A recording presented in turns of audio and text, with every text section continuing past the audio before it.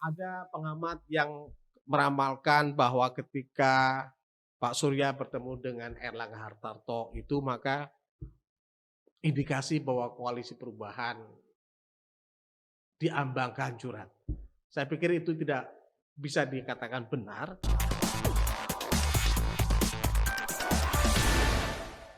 Assalamualaikum warahmatullahi wabarakatuh. Salam sejahtera buat kita semua. Salam kenal, saya Sayyid Bahowi. Selamat datang di kanal konten politik Lambe Politik, Lambe Kulamis, Lambe Mutipis. Ya kakak-kakak semua, pertemuan antara Presiden Joko Widodo dengan Ketua Umum Partai Nasdem Surya Paloh pada Kamis pekan lalu, tepatnya pada tanggal 26 Januari 2023, membawa berkah bagi calon Presiden Anies Baswedan. Kenapa demikian? Pada hari itu, setidaknya mencatat ada 3 peristiwa, yaitu pertemuan antara Pak Surya dengan Pak Jokowi di istana, bagaimana kemudian delegasi Nasdem yang dipimpin oleh Wakil Ketua Umumnya Ahmad Ali bersilaturahmi bertandang ke markas Sekretariat Bersama Partai Gerindra dan PKB. Dan pada hari yang sama, pada hari Kamis, kemudian Ketua Umum Partai Demokrat Agus Harimurti Yudhoyono (AHY) mengumumkan menggelar konferensi pers bahwa Demokrat secara resmi mendukung Anies Baswedan. Maka pada hari Kamis itu Koalisi Perubahan sudah bisa menetapkan 2 partai, Partai Nasdem dan Partai Demokrat mengusung Anies Baswedan.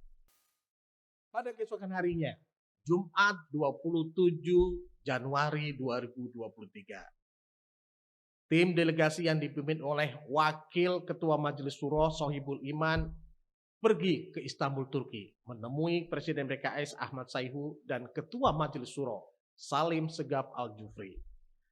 Bagaimana kemudian pertemuan itu menghasilkan sesuatu yang sangat penting, maka pada setibanya di tanah air, tepatnya pada hari Senin, maka kemudian Sohibul Iman bersama tim dari Koalisi Perubahan, termasuk di dalam adalah ketua tim dari Anies Baswedan, Sudirman Said, menggelar konferensi pers.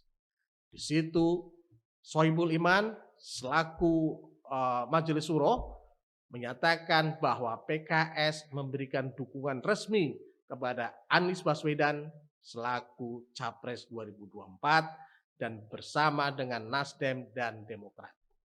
Ya, artinya Koalisi Perubahan sudah solid untuk mendukung Anies Baswedan dalam kontestasi Pilpres 2024. Tiket sudah di tangan. Kenapa? Karena dari 3 partai ini perolehan kursinya melebihi 20% kursi parlemen sebagai batas ambang untuk presidensial threshold. Nah, setelah mengantongi ini, kita lihat di media sosial bagaimana kemudian para netizen buzzer, saya berbayangan, mulai kelojotan, mulai panik nih. Ternyata perjalanan Nasdem mengusung Anies Baswedan sejak 3 Oktober 2022 akhirnya berbuah manis, menggolkan Anies Baswedan untuk memenuhi persyaratan maju sebagai calon presiden dengan bekal 3 partai, Demokrat, Nasdem, dan PKS. Padahal kita tahu bahwa perjalanan Anies Baswedan bersama Nasdem untuk mengusung capres ini memerlukan perjalanan yang cukup panjang, bukan hanya dari kalangan tangan-tangan luar eksternal, tapi juga dari internal. Bagaimana misalnya dari Demokrat berusaha mengusung nama cawapresnya AHY, bagaimana kemudian dari PKS mengusung cawapresnya Ahmad Heriawan atau Aher. Tapi alhamdulillah semuanya akhirnya menurunkan egonya masing-masing. PKS sudah secara resmi menyatakan tidak mempermasalahkan siapapun nanti akan menjadi cawapres dari Anies Baswedan. Bagaimana dengan Demokrat? Demokrat pun juga demikian, tidak akan mempermasalahkan siapapun yang nantinya akan menjadi cawapresnya dari Anies Baswedan. Nah, sekarang yang menjadi persyaratan siapa cawapresnya Anies Baswedan hanya bagaimana mampu untuk mendongkrak elektabilitas Anies Baswedan. Kita kembali pada pertemuan antara Presiden Joko Widodo dengan Ketua Umum Partai Nasdem, Surya Paloh, pada Kamis pekan lalu. Salah satu agenda yang hampir dipastikan dibicarakan adalah bagaimana meyakinkan kepada Presiden Jokowi bahwa Nasdem akan tetap di belakang pemerintahan Jokowi, mendukung penuh hingga Oktober 2024 mendatang. Kenapa ini penting? Kalau kita melihat kalender pemilu, pemilihan presiden dan pemilu legislatif dilaksanakan pada tanggal 14 Februari 2024. Sementara masa berakhirnya periode Jokowi itu adalah pada bulan Oktober, tepatnya 20 Oktober 2024. Ada masa 8 bulan. Masa 8 bulan bagaimana kemudian menjaga roda pemerintahan ini tetap berjalan, sementara pada bulan Februari dari hasil pemilu legislatif maupun dari hasil pemilu pilpres sudah terbentuk ini tentang siapa capres terpilihnya. Ini menjadi pembelajaran penting bagaimana kemudian supaya pemerintahan Jokowi hingga Oktober 2024 ini tidak mengalami apa yang disebut lame duck. Artinya supaya bagaimana tetap kuat pemerintahan dengan dukungan partai-partai yang ada di belakangnya sampai saat ini. Kalau kita berkaca pada pemilu 2014, ketika itu memang pemilihan presiden belum dilaksanakan serentak. Pemilu legislatif terpisah dengan pemilu presiden. Pemilu legislatif pada 2014 dilaksanakan pada bulan April, sementara pemilihan presiden itu dilaksanakan pada bulan Juli 2014. Nah, waktu itu berarti ada sekitar 2-3 bulan untuk presiden terpilih ini mempersiapkan menjelang suksesi kepemimpinannya waktu itu dari Presiden Susilo Bambang Yudhoyono. Waktu itu ada persiapan yang disebut tim transisi dari pemerintahan Jokowi yang secara notabene waktu sebagai presiden terpilih sebelum dilantik, tetapi mereka sudah mempersiapkan diri. Tidak terlalu lama, hanya 2-3 bulan. Nah, berbeda dengan pemilu 2019. Ketika 2019 presiden yang definitif waktu itu adalah Presiden Joko Widodo. Maka ketika pada pemilu 2019 yang terpilih Jokowi kembali, maka hampir tidak ada masa transisi. Continuity pemerintahan itu berjalan lengkap genap 10 tahun. Nah, sekarang kalau kita bicara dengan kontestasi pemilu 2024. Mengapa ini jadi berbeda? Karena tadi yang saya bilang bahwa ini pada bulan Februari sudah ada presiden terpilih, sementara Presiden Jokowi masih menjabat sampai Oktober 2024. Ini menjaga roda pemerintahan sangat penting. Keberlangsungan roda pemerintahan Presiden Jokowi hingga 2024 ini salah satu juga yang menjadi pembahasan antara pertemuan Ketua Umum Partai Nasdem, Surya Paloh, dengan Ketua Umum Partai Golkar, Erlangga Hartarto, pada hari Rabu 1 Februari kemarin. Nah, ini ada misteri Rabu Pon. Nah, misteri Rabu Pon ini waktu itu gonjang-ganjing yang muncul adalah bagaimana Presiden Jokowi akan mengumumkan tentang reshuffle. Toh nyatanya tidak terbukti. Yang terbukti adalah pertemuan antara Pak Surya dengan Pak Erlangga Hartarto. Dan komitmen dari dua tokoh ini adalah menjaga stabilitas pemerintahan Jokowi hingga Oktober 2024 mendatang. Nah, apa dibalik pertemuan antara Pak Surya dengan Pak Erlangga Hartarto? Kita bisa melihat bahwa hubungan historis antara Pak Surya dengan Erlangga ini cukup dekat. Pak Surya sendiri adalah alumni dari Partai Golkar. Nah, bagaimana kemudian tradisi di pemerintahan ke pemerintahan? Golkar selalu bergabung di pemerintahan yang terpilih. Kalau kita berkaca misalnya pada tahun 2014-2019, Golkar waktu itu tidak memberikan dukungan kepada Presiden Joko Widodo. Ketika bertarung di Pilpres 2019 misalnya, Golkar berada di barisan koalisi merah putih. Tetapi ketika kemudian yang menang Jokowi, Golkar juga akhirnya memberikan dukungan kepada Jokowi. Begitu halnya dengan masa pemerintahan SBY. Golkar juga akhirnya memberikan dukungan kepada pemerintahan SBY. Singkatnya, dalam tradisi Partai Golkar adalah mereka selalu bergabung di dalam pemerintahannya. Maka sangat boleh jadi bahwa hasil pertemuan antara Pak Surya dengan Pak Erlangga adalah siapapun yang menang capresnya pada tahun 2024 mendatang, maka kemudian Golkar akan ikut serta dalam pemerintahan yang terbentuk. Nah, sekarang kita mencoba berbicara tentang masalah simulasi capresnya ini. Jadi kalau Golkar selama ini berada dalam barisan Koalisi Indonesia Bersatu KIB. Di situ ada Golkar, ada P3, dan ada PAN. Golkar beberapa saat lalu dapat insentif politik dengan masuknya Ridwan Kamil.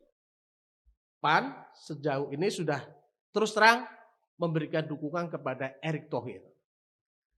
Meskipun sekarang Sandiaga Uno belum secara resmi masuk kepada P3, namun P3 sudah memberikan ruang terbuka masuknya Sandiaga Uno ke P3. Artinya apa? Artinya KIB sejauh ini quote dalam tanda petik callingnya adalah cawapres. Betul bahwa Partai Golkar telah secara definitif menetapkan capres Partai Golkar Erlangga Hartarto. Namun dalam simulasi berbagai lembaga survei tampaknya agak sulit untuk mengusung Erlangga Hartarto sebagai calon presiden. Maka dengan 3 yang saya sebutkan tadi, bahwa ada tokoh seperti Ridwan Kamil, Erick Thohir, kemudian ada Sandiaga Uno, kemungkinan besar mereka akan dipasang sebagai cawapres. Dan inilah yang akan menjadi lobby politik antara KIB dengan partai-partai lain. Nah, bagaimana kemudian dengan simulasi capres yang lainnya? Kalau kemudian sudah terbentuk ini antara koalisi perubahan, sudah ada nama definitif Anies Baswedan, kemudian dari sekber antara Partai Gerindra dengan PKB itu mengusung Prabowo Subianto, dan PDIP misalnya nanti berdiri sendiri, berarti ada kemungkinan dia mencalonkan antara Ganjar Pranowo atau Puan Maharani, maka akan ada 3 capres yang akan bertarung dalam Pilpres 2024. Nah, dari hasil berbagai lembaga survei, tampaknya elektabilitas 3 capres ini, Anies, Prabowo, Ganjar Pranowo, sama-sama beda-beda tipis, saling menyalip, tetapi ya masih so-so lah ya. Artinya sejauh ini belum ada yang sampai menembus 35%. Artinya apa? Artinya bahwa siapapun yang akan menjadi calon wakil presidennya akan menentukan kemenangan.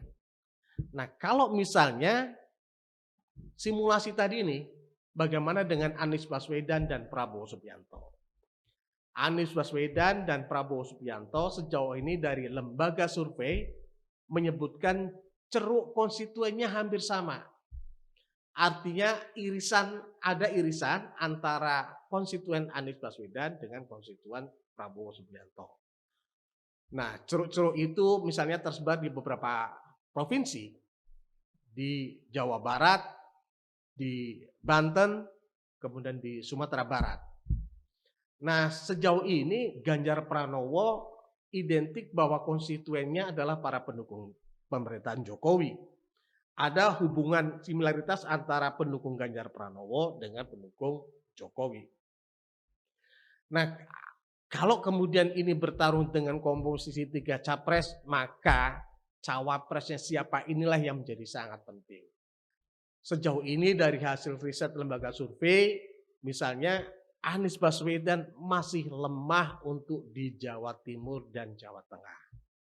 Ini bisa ditarik juga bahwa dalam konteks dukungan terhadap Nahdien, kelompok Nahdien masih lemah. Nah, apakah kemudian cawapres dari Nasdem ini lebih baik mereka yang memiliki insentif elektoral di Jawa Tengah dan Jawa Timur? Sangat mungkin. Apakah kemudian Hovifah Indar Parawansa, Gubernur Jawa Timur itu akan diusung setelah kemudian AHY sudah menurunkan egonya, kemudian dari PKS juga sudah menurunkan egonya. Apakah kemudian Hovifah ini akan diumumkan sebagai calon wakil presiden untuk mendampingi Anies Baswedan? Kita tunggu saja. Nah, bagaimana dengan Ganjar Pranowo? Ganjar Pranowo sangat besar kemungkinan akan bergandengan dengan Erick Thohir. Kita tahu kalau kemudian sesama internal, misalnya Ganjar Pranowo berpasangan dengan Puan Maharani, nampaknya agak sulit untuk kemudian bersaing dengan Anies Baswedan maupun Prabowo. Kenapa? Karena ceruknya hanya internal Partai PD Perjuangan. Maka untuk melebarkan suaranya, sangat besar kemungkinan cawapres dari Ganjar Pranowo adalah orang luar Partai PD Perjuangan. Apakah dia kader partai lain atau kader non partai, kita belum tahu. Tapi sangat besar kemungkinan bahwa simulasi yang berbagai dari lembaga survei ini yang mengunggulkan adalah pasangan Ganjar Erick Thohir. Nah, kita tunggu saja perkembangan menariknya. Yang jelas ada pengamat yang meramalkan bahwa ketika Pak Surya bertemu dengan Erlangga Hartarto itu maka indikasi bahwa koalisi perubahan diambang kehancuran. Saya pikir itu tidak bisa dikatakan benar. Karena justru ketika Pak Surya berkunjung ke kandang Partai Golkar, menegosiasikan tapi ada 2 hal.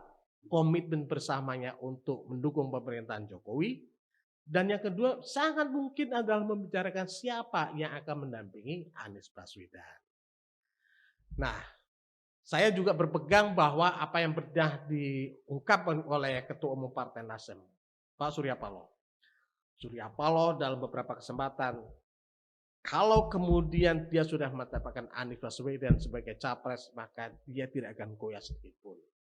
Dalam bahasanya adalah sekali layar terkembang, surut kita berpantang. Ya. Jadi itu yang bisa kita analisis di kanal Lambe Politik. Lambeku, lamis, lambemu tipis. Wassalamualaikum warahmatullahi wabarakatuh.